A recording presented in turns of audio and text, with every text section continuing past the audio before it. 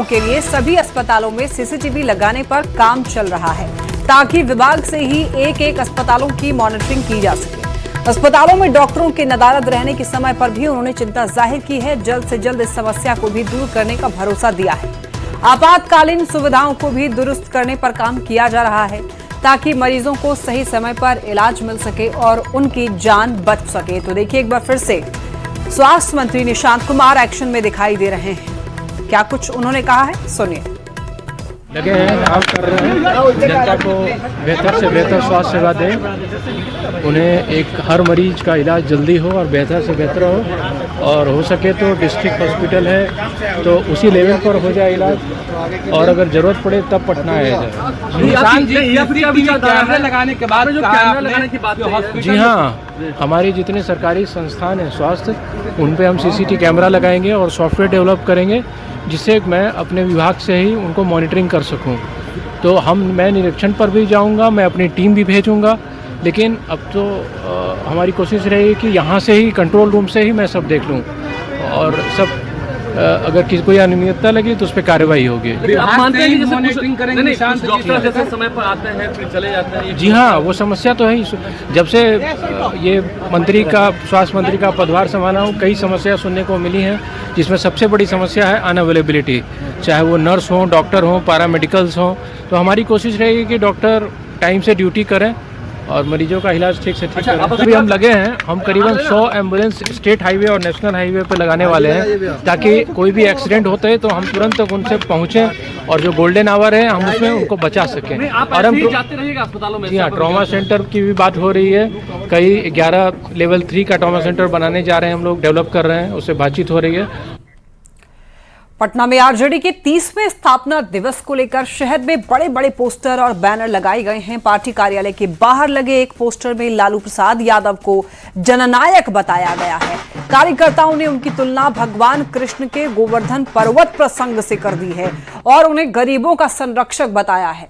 और वहीं देखिए, जो पोस्टर्स आप देख पा रहे हैं इन तस्वीरों में, अधिकतर पोस्टर में मीसा भारती और रोहिणी आचार्य को ज्यादा जगह नहीं मिली है। बेटियों को जगह पोस्टर में नहीं दी गई है। और यहाँ पर सजावट देखिए आप, पूरे पार्टी कार्यालय की गई है। 30वां स्थापना दिवस आरजेडी मना रहा है। शहर के में बड़े बड़े पोस्टर्स लगाए गए हैं, और इस पोस्टर में आप देखेंगे कि बहुत ही 1-2 पोस्टर में छोटे छोटे तस्वीरें जो हैं वो लगाई गई हैं रोहिणी आचार्य और मीसा भारती का, लेकिन बाकी तस्वीरों में आप देखिए कि इनको जगह नहीं दी गई है।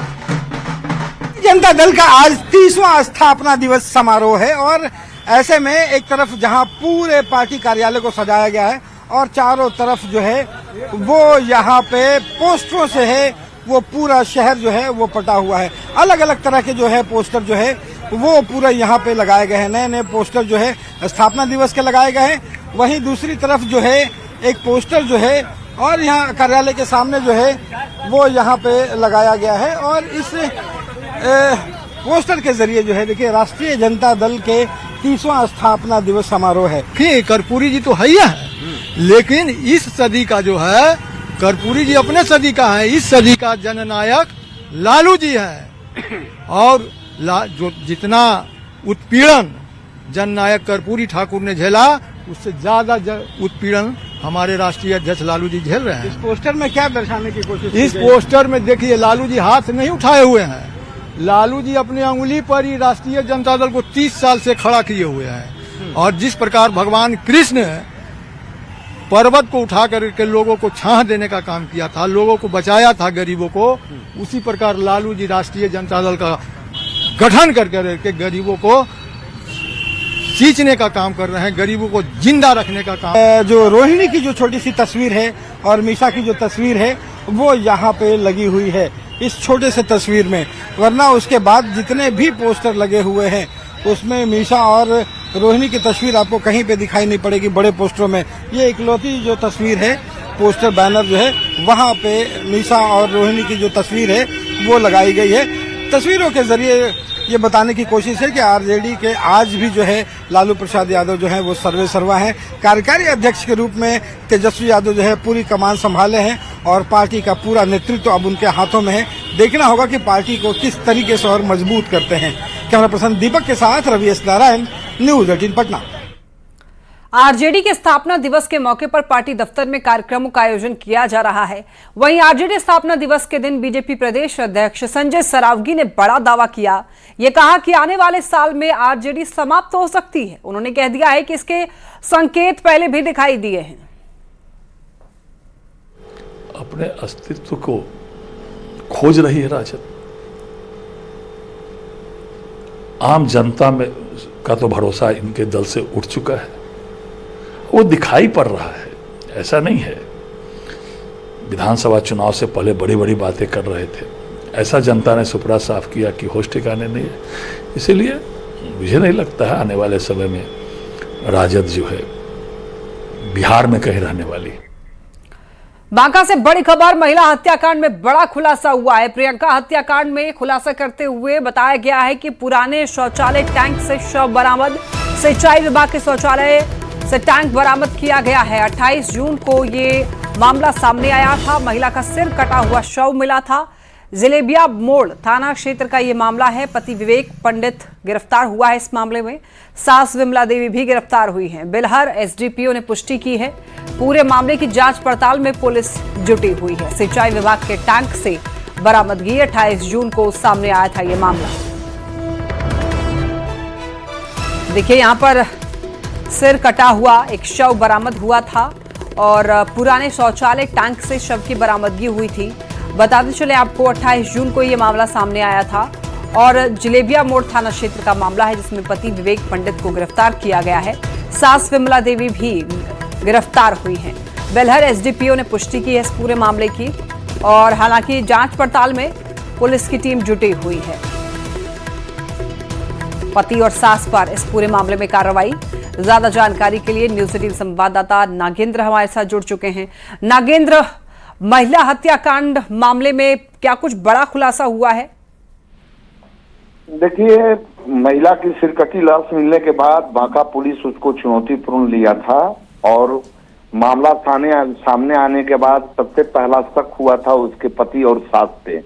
जब पुलिस उन दोनों को गिरफ्तार के सख्ती के साथ जब पूछताछ की तो महिला के सिरकटी लाश मिलने के बाद उसका जो धड़ गायब था उसके धड़ की बरामदगी हुई और धड़ की बरामदगी गांव के ही सिंचाई भवन के खंडहर नुमा मकान के शौचालय के टंकी से बरामद हुआ है और पुलिस की माने तो मामले का पटाक्षेप हो गया है और इसमें पति, सास और एक छोटी ननद को गिरफ्तार किया गया है।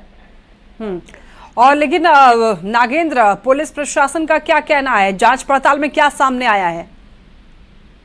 अभी इसके बारे में कोई खास जानकारी पुलिस की ओर से नहीं दिया गया है। मामले के बारे में बताया जा रहा है कि महिला उस दिन बहाना बनाया गया था कि महिला अपने मायके जाने के लिए निकली थी, लेकिन इसकी हत्या घर में ही कर दी गई थी और हत्या करने के बाद उसके धड़ को गायब किया गया था। फिलहाल पुलिस इसके बारे में कुछ विस्तृत नहीं जानकारी दे पाई है। ठीक है नागेंद्र, बहुत धन्यवाद आपको इन तमाम जानकारियों के लिए। और बड़ी खबर नवादा से है जहां पर सोशल मीडिया पर मारपीट का एक वीडियो वायरल हो रहा है। वीडियो में कुछ युवक एक युवक को पकड़ करके बुरी तरीके से पीटते हुए नजर आते हैं। लेकिन हैरानी की बात यह है कि मारपीट की ये जो घटना है वो पुलिस के सामने ही की जा रही है। देखिए वीडियो नवादा के प्रसाद बिगहा मोहल्ले की है जहां मोबाइल फोन को लेकर के दरअसल युवक की पिटाई की जा रही है। पास से ही गुजर रही डायरेक्ट 112 की टीम भी वहां आती है। पुलिस की मौजूदगी में भी मारपीट होती है, लेकिन पुलिस यहां पर बीच बचाव करना भी जरूरी नहीं समझती है।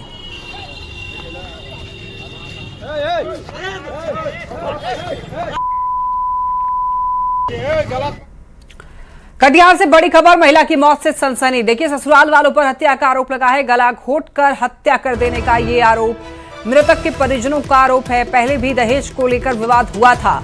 फलका के सोता दक्षिण के लीला घाट बिंद टोली गांव की ये घटना बताई जा रही है। गला घोंटकर हत्या कर देने का ये मामला सामने आया है। बताते चले आपको दहेज का ये मामला है। दहेज को लेकर पहले भी विवाद सामने आ चुका था, लेकिन अब गला घोंटकर हत्या कर दी गई है। महिला की मौत से सनसनी मची हुई है। आज तो हम सब अलिए तो हमरा सबके कोई पता न रहे, ओकरा मार के लटकैले रहे, हमरा आर के तो लटकल हुन खोल के वही सब रखले रहे और हमरे सब पर उल्टा सीधा बोलै छै सब। ये कौन चीज कर लेते, कथी बिगाड़ लेते हमरा सबके, केस के खा जाबे हम सब से कहे छै। दहेज का भी पहले मांग किया था? हाँ दहेजो मांगत रहे, जे कम दहेज दिलके। कितना दहेज मांगा था? दहेज 25,000 की 20,000 ऐसी ना दे, 30,000। मेरा बहन को गला घोट के लोग मार दिया। जब हम लोग को जैसे सूचना मिला तो हम लोग आए, तो पहले से हम लोग को दहेज के बारे में मेरा बहन को प्रताड़ित किया जा रहा था। ये लोग बहुत दुर्व्यवहार करता था, मारता पीटता था। हम लोग यहाँ फलका थाना में एक बार आवेदन भी दिए, उसके बाद कोर्ट से भी आवेदन दिए, उसके बाद यहाँ का स्थानीय लोग सब था, पंचायती करके हम लोग दोनों को मिला दिया कि अब ऐसा नहीं होगा। फिर 1 महीना पहले का घटना है, फिर मेरा बहन को ये लोग सब मिलकर मारा। इसका देवर है, इसका सास है, गोतनी है। कोचिंग विवाद मामले में खान सर की कानूनी मुश्किलें बढ़ती हुई नजर आ रही हैं। इस मामले की लगातार सुनवाई चल रही है। सुनवाई के दौरान उनके बॉडीगार्ड्स पर फायरिंग करने और गैर लाइसेंसी हथियार इस्तेमाल करने के आरोप पर भी चर्चा हुई है। पुलिस इन बिंदुओं को जांच का हिस्सा मान रही है। वहीं देखिए, रोशन आनंद पक्ष के वकील ने ये अदालत में अपनी दलीलें रखी हैं। अब मामले की अगली सुनवाई 3 जुलाई को होगी, जिसमें अब आगे की स्थिति साफ होगी। विवाद में फैजल खान उर्फ खान सर की मुश्किल कम नहीं हो रही है। उनके बॉडीगार्डों के द्वारा जिस तरह से फायरिंग की गई और जब उनके हथियारों का सत्यापन किया गया तो जो हथियार थे उनका लाइसेंस में जिस तरह से धांधली की गई है, या लाइसेंस बिहार का नहीं है, यूपी का लाइसेंस है, उसको लेकर कहीं ना कहीं मामला फंसता नजर आ रहा है। पिछले 2-3 सुनवाइयों में इस मामले को पुरजोर तरीके से उठाया गया है और जो खान सर के अपोजिट वकील हैं, रोशन आनंद के जो वकील हैं, उन्होंने इस बात को मजबूती से उठाया है कि जिस तरह से जो दोनों बॉडीगार्डों ने जो फायरिंग की, उनका पर्पस क्या था, क्योंकि जब फायरिंग की गई तो उस समय क्या वहाँ पर कोई भीड़ उपस्थित नहीं थी और जो फायरिंग करने वाले जो हथियार से फायरिंग की गई है उस हथियार का लाइसेंस बिहार का नहीं है। वो दोनों हथियारों के लाइसेंस का सत्यापन किया गया और पुलिस भी इसे एविडेंस बनाकर कोर्ट में पेश कर रही है। लगातार 2-3 जो सुनवाई हुई है उसमें इस एविडेंस को रखा गया है कि जो हथियार जो 2 बॉडीगार्ड हैं उनके जो हथियार हैं वो यूपी लाइसेंस के हैं और कहीं अलग के हैं, बिहार के नहीं हैं। तो ये तमाम मामला है जिससे कि खान सर की मुश्किल लगातार बढ़ रही है। फिलहाल आज जो सुनवाई हुई है उस सुनवाई के बाद जो आईओ है उन्हें केस के साथ तलब किया गया है। कोचिंग विवाद का क्या अंत होता है ये देखना लाजिमी होगा। न्यूज़ 18 के लिए पटना से धर्मेंद्र कुमार। देखिए, बगहा से बड़ी खबर है, जहां रामनगर के चर्चित पिंटू यादव हत्याकांड में अदालत ने एक बड़ा फैसला सुनाया। डीजे चतुर्थ मानवेंद्र मिश्र की अदालत ने मृतक पिंटू यादव की हत्या के मामले में अनीता देवी और उसके 2 बेटों गोलू यादव और कीर्ति यादव को उम्र कैद सुनाई है। अभियोजन के अनुसार दोनों भाइयों ने अपनी मां अनीता देवी के इशारे पर ही पिंटू यादव की हत्या की थी। बीएनएस कानून लागू होने के बाद महज 2 वर्षों के भीतर इस मामले का फैसला आया है। सुनवाई के दौरान सीसीटीवी फुटेज को अदालत ने अहम साक्ष्य माना। अभियोजन ने ये बताया कि मुख्य जो आरोपी है उस पर पहले से 12 से भी ज्यादा गंभीर आपराधिक मामले दर्ज हैं। ये घटना रामनगर थाना क्षेत्र के मुड़ीला गांव में हुई थी, जहां पर आपसी झड़प के दौरान पिंटू यादव की दर्दनाक हत्या कर दी गई थी। पीड़ित परिवार ने अदालत के फैसले का स्वागत करते हुए इसे न्याय की जीत बताया, जबकि अभियोजन पक्ष ने यह कहा कि मजबूत साक्ष्यों और प्रभावी पैरवी के आधार पर दोषियों को सख्त सजा दिलाई गई है।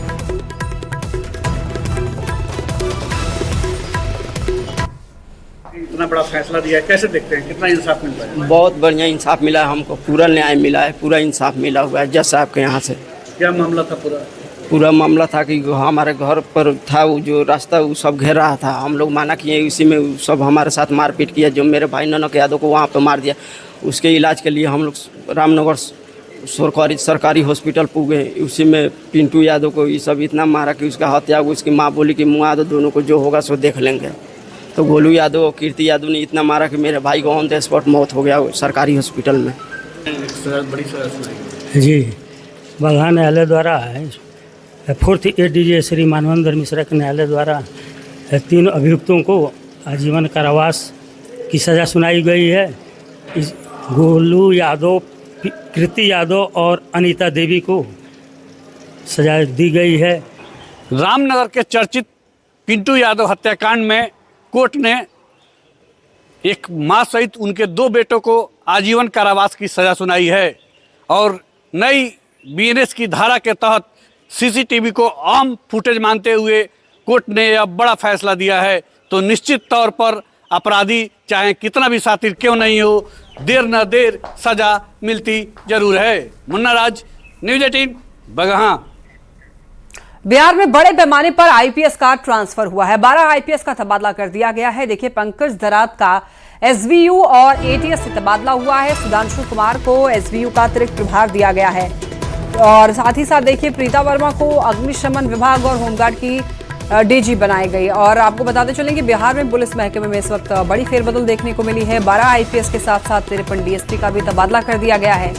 8 डीएसपी को एएसपी में प्रमोशन मिला है और गृह विभाग ने नोटिफिकेशन जारी किया है इस बारे में। प्रमोशन पाने वाले में देखिए शिवली नोमानी, राज किशोर सिंह का नाम है, इसके साथ साथ मुकुल कुमार आशीष का नाम है, आनंद नुरुल हक का भी नाम है और इसके अलावा आलोक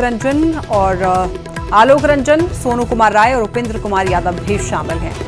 इस बारे में ज्यादा जानकारी देंगे न्यूज़ 18 संवाददाता आनंद अमृतराज हमारे साथ जुड़ रहे हैं। आनंद, बिहार में बड़े पैमाने पर आईपीएस का ट्रांसफर किया गया है, एक बार पूरी जानकारी दीजिए।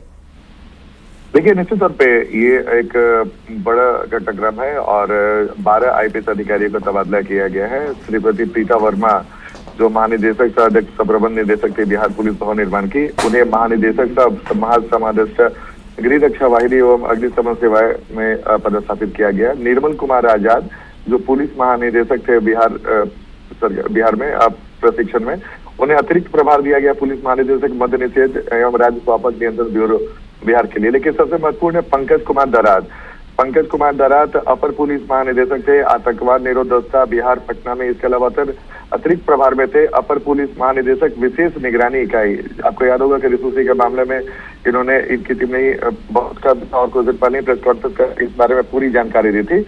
उनका तबादला कर दिया गया और उन्हें अपर पुलिस महानिदेशक सह अध्यक्ष सह प्रबंध निदेशक बिहार पुलिस भवन निर्माण विभाग पटना में पदस्थापित किया गया।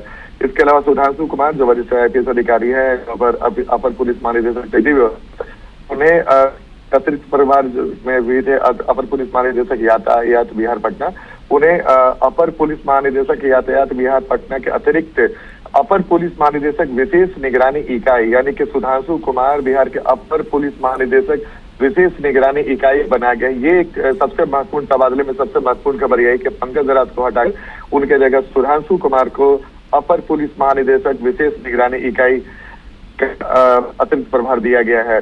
इसके अलावा अमित राज हैं जो पुलिस महानिदेशक साइबर अपराध एवं सुरक्षा इकाई के महानिदेशक थे, उन्हें अपर पुलिस महानिदेशक आतंकवाद निरोधक दस्ता बिहार पटना का प्रभार दिया गया है। कासे सुहिता अनुपम जो अपर पुलिस महानिदेशक कमजोर वर्ग अपराध अनुसंधान विभाग में थी, उन्हें अपर पुलिस महानिदेशक विधि व्यवस्था का अतिरिक्त प्रभार दिया गया। इसके अलावा अपर पुलिस महानिदेशक अपराध अनुसंधान विभाग में भी उन्हें अतिरिक्त प्रभार दिया गया है। इसके अलावा राजेश कुमार जो पुलिस महानिदेशक थे बिहार मानवाधिकार आयोग के, उन्हें पुलिस महानिदेशक CRB पटना का बनाया गया है। इसके अलावा पंकज कुमार राज, उन्हें पुलिस महानिदेशक SCRB बिहार पटना में जो थे पुलिस महानिदेशक रेलवे बिहार में थे, उन्हें पुलिस महानिदेशक रेलवे बिहार बनाया गया है। तो ये महत्वपूर्ण है। इसका एस प्रेमलता जो पुलिस महानिदेशक थे मद्य निषेध एवं राज्य स्वास्थ्य नियंत्रण ब्यूरो में, अब उन्हें पुलिस महानिदेशक बिहार विशेष सशस्त्र पुलिस बिहार पटना बनाया गया है। सुश्री गरिमा जो अनुमंडल पुलिस पदाधिकारी थी कालगांव भागलपुर में, उन्हें समादेष्टा बिहार पुलिस सशस्त्र पुलिस जमालपुर में लाया गया। और इसके अलावा कोमल मीना है। ठीक है आनंद, तो बिहार में बड़े पैमाने पर आईपीएस का ट्रांसफर कर दिया गया है, नाम हमने सभी को बताया है। बहुत धन्यवाद आपका इन तमाम जानकारियों के लिए। चलिए बढ़ते हैं खबरों में आगे और अब बात कर लेते हैं मुजफ्फरपुर की। मुजफ्फरपुर से इस वक्त एक खबर है, निगरानी विभाग की बड़ी कार्रवाई। देखिए, एएसआई मुन्ना यादव को 8,000 रिश्वत लेते हुए रंगे हाथ गिरफ्तार किया गया। राजेपुर ओपी थाना में कार्यरत हैं एएसआई मुन्ना यादव। केस में मदद के नाम पर पीड़ित से 8,000 की रिश्वत ले रहे थे, रंगे हाथ गिरफ्तार किए गए हैं। निगरानी विभाग ने यह कार्रवाई की है। और बात कैमूर की, जहां भभुआ में हुई झमाझम बारिश से लोगों को भीषण गर्मी से अब राहत मिली है। लेकिन पहले ही देखिए, बारिश ने सदर अस्पताल की व्यवस्था की पोल खोल दी है। अस्पताल परिसर में घुटनों तक पानी भर चुका है। देखिए, यहां पर मरीज और उनके परिजन, अस्पताल कर्मचारियों को काफी परेशानी हो रही है। लोग गंदे पानी से होकर आने जाने के लिए मजबूर दिखाई दिए हैं। स्थानीय लोगों का ये कहना है कि बारिश में यहाँ परिस्थिति ऐसी बन जाती है कि जल जमाव की वजह से लोगों को आने जाने में भी परेशानी होती है। लगभग 1 घंटे बारिश हुई है और सदर अस्पताल भभुआ में हम लोग हैं और सदर अस्पताल भभुआ में गेट पर भारी जल जमाव हो गया है, जिससे मरीजों को ले आने में काफ़ी परेशानी का सामना करना पड़ रहा है। और हम लोग पहले भी इस विषय को पिछले साल भी उठाए थे, लेकिन आज तक कोई कार्रवाई नहीं हुई है। और इस बार एक पहली बारिश हुई है और एक बारिश में ही नगर परिषद और अस्पताल दोनों की व्यवस्था का पूरा पोल खुल चुका है। जमुई पुलिस की संवेदनशीलता और तत्परता का एक बेहतरीन उदाहरण देखने को मिला है। यहां पर चरका पत्थर थाना क्षेत्र में सड़क हादसे में घायल एक युवक को डायल 112 की टीम ने कंधे पर उठाया और इलाज के लिए अस्पताल पहुंचाया। चरका पत्थर थाना क्षेत्र के कैरी गांव के पास में बाइक अनियंत्रित होकर दरअसल हादसे का शिकार हो गई थी और यहां पर इस हादसे में मकरकेन गांव का नीरज कुमार गंभीर रूप से घायल होकर सड़क पर गिर गया। स्थानीय लोगों ने जब इसकी तुरंत सूचना दी तो डायल 112 की टीम ने मौके पर पहुंचकर युवक को अस्पताल में भर्ती करवाया।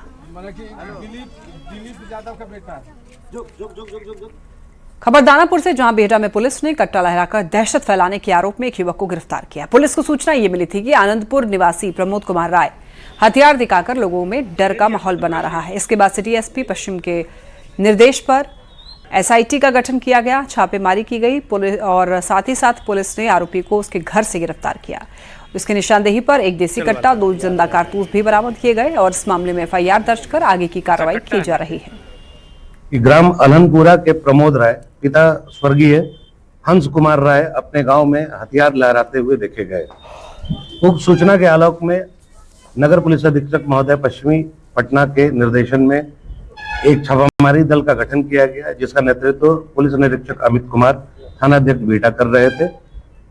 उक्त छापामारी दल के द्वारा आज ये छापामारी की गई एवं उनको पूछताछ में लिया गया। पूछताछ में उन्होंने अपने पास हथियार रखना स्वीकार किया एवं उनके घर की विधिवत तलाशी ली गई। तलाशी के क्रम में इनके घर में अटैची के अंदर एक देसी कट्टा और 2 कारतूस बरामद हुआ।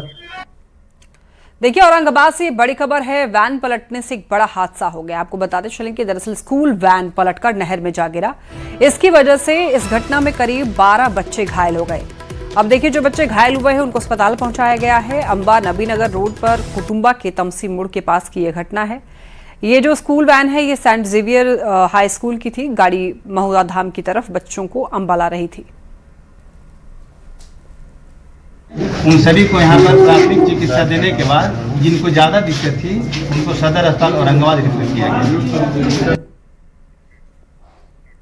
खबर भागलपुर से है, जहां पर कई थाने में पुराने भवन हैं और नया भवन बनाने के लिए पुलिस विभाग जमीन की तलाश कर रही है, लेकिन जमीन नहीं मिलने के कारण देखिए थाने में काफी परेशानी हो रही है। शहर के प्रमुख थानों में एक तिलका मांझी थाने की हालत खराब नजर आती है। थाने के बाहर सड़क किनारे कई जब्त गाड़ियां रखी गई हैं। एक गाड़ी के ऊपर दूसरी गाड़ी को चढ़ाकर रखा गया है। कई गाड़ियां अब कबाड़ हो चुकी हैं। कुछ थानों में जहाँ पे या तो थाना का भवन अभी नहीं बन पाया है, सरकारी ज़मीन बहुत वहाँ पे कम है, चिन्हित अभी उनके लिए ज़मीन नहीं मिल पाई है। ऐसे जहाँ पे जगह की थोड़ी समस्या है तो हो क्या रहा है कि रोड के किनारे वाली जो थोड़ी सरकारी ज़मीन है जहाँ पे थाना अभी संचालित है वही जो ज़मीन है वो कम है। तो उसकी वजह से क्या है कि बीच में मद्य निषेध जो प्राइवेशन एक्ट लागू हुआ उसके बाद से बहुत सारा मद्य निषेध से संबंधित गाड़ियाँ 4 व्हीलर 2 व्हीलर और ये सब पकड़े गए।